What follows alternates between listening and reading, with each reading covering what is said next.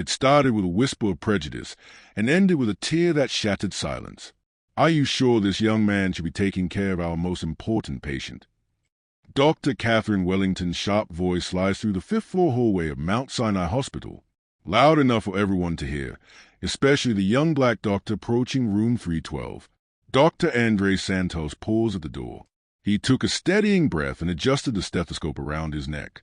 At just 27, he had grown used to these comments, the polite ones lacing suspicion, and the cool ones wrapped in a smile. "Dr. Wellington," he replied calmly, "Victoria Blackwood has been under my care for 2 weeks. Her vitals have improved significantly since I took over her case." The medical director crossed her arms, eyes ice cold.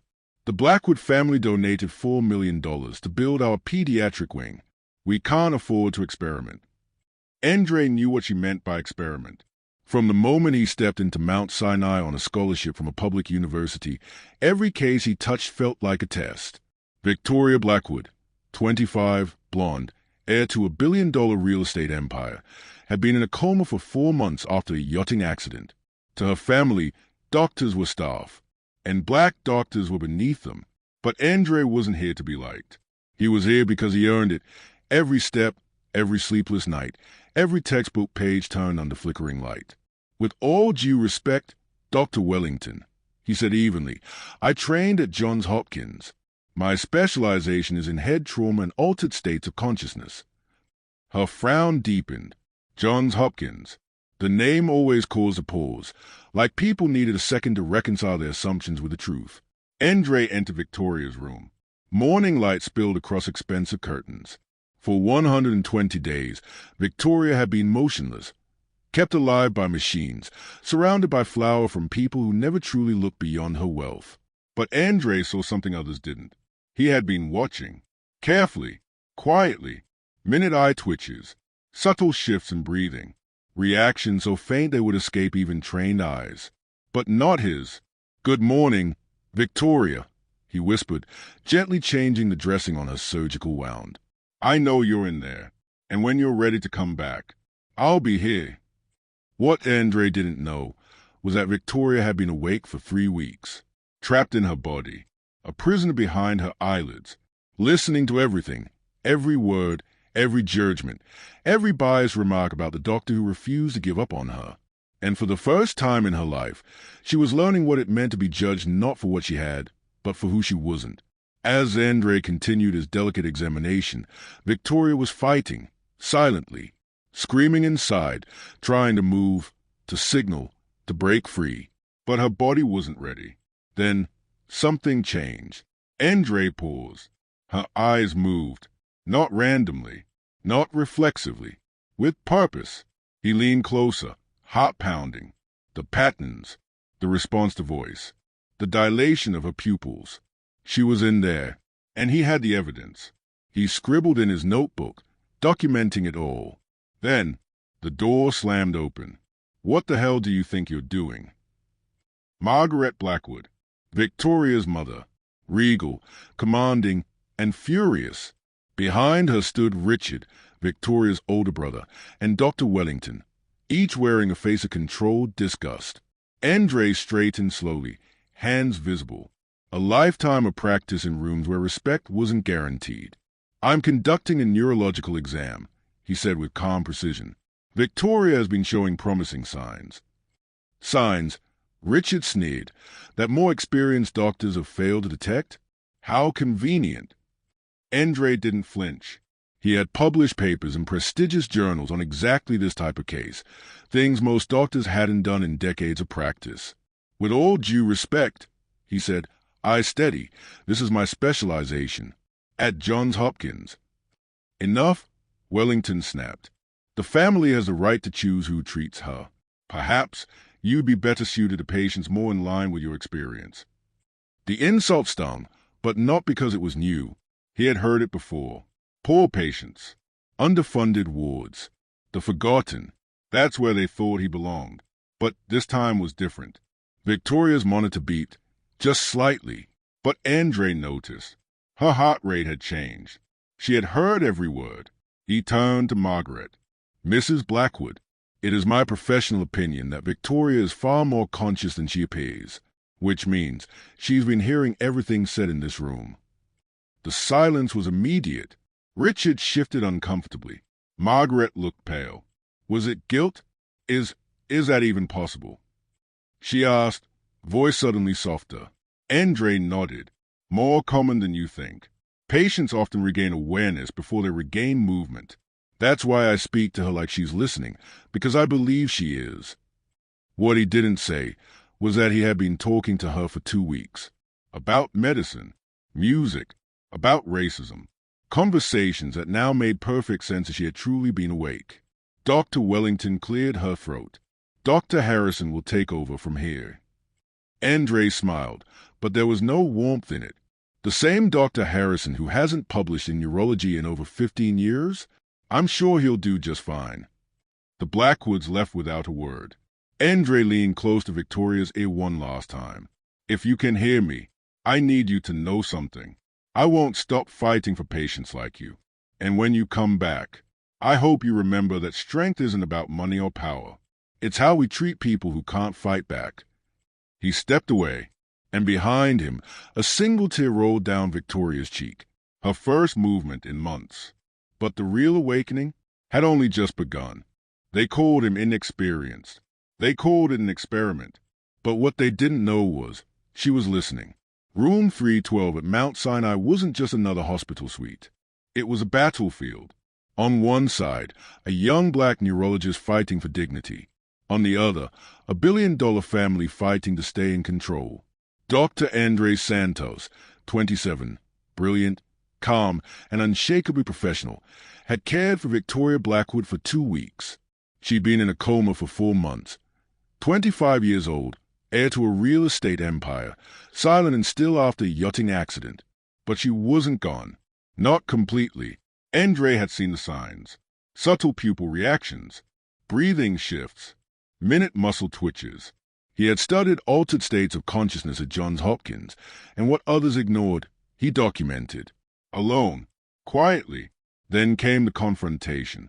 "Are you sure this young man should be taking care of our most important patient?" snapped Dr. Catherine Wellington, the hospital's medical director, as Andre approached Victoria's room.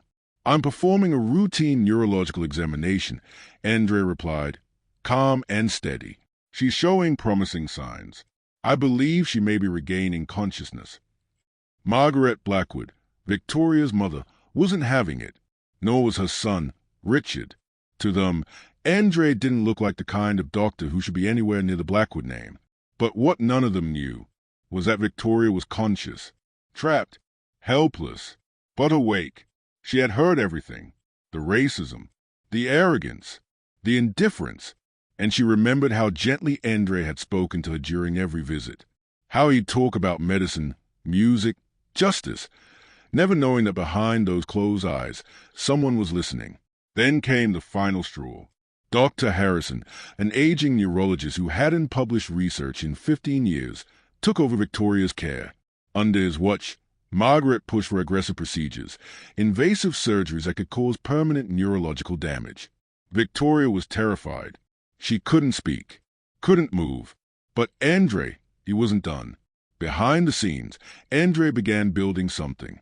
With the help of his mentor, Dr. James Wilson, he collected everything. Have a checkmark hash videos of Victoria's microresponses. Have a checkmark hash charts of her brain activity. Have a checkmark hash documentation of every prejudice remark.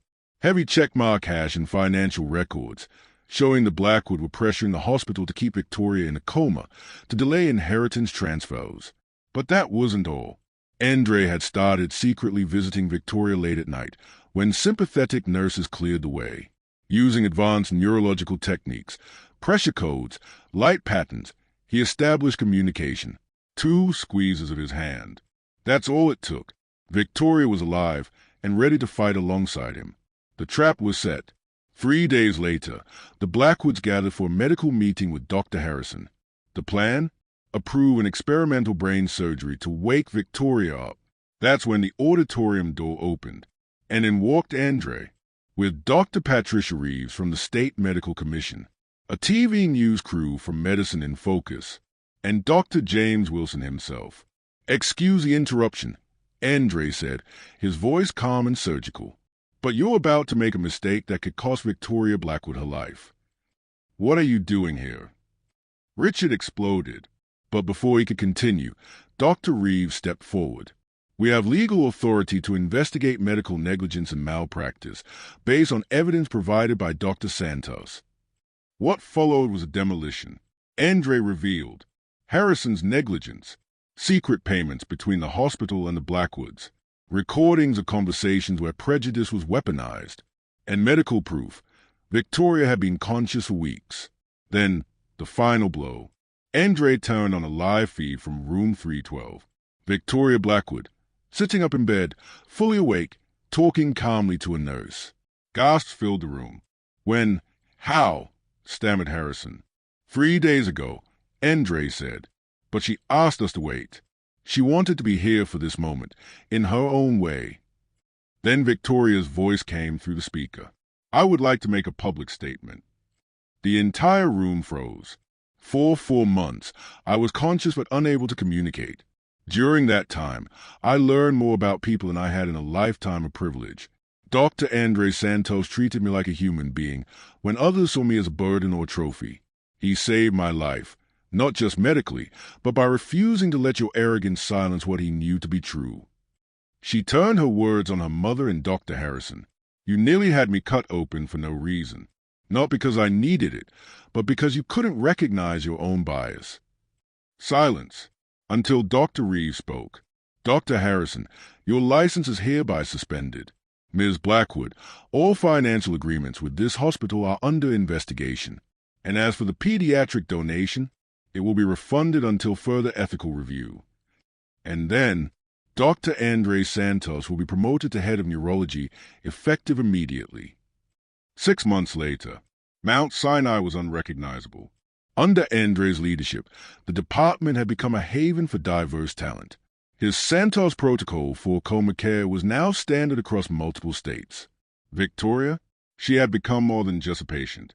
She was now his partner in founding the Santos Blackwood Foundation for Medical Justice, exposing corruption and funding education for minority medical students. They weren't just fighting the system. They rebuilt it. Andre, once mocked and dismissed, was now one of the most respected neurologists in the world. His work was being taught at Harvard.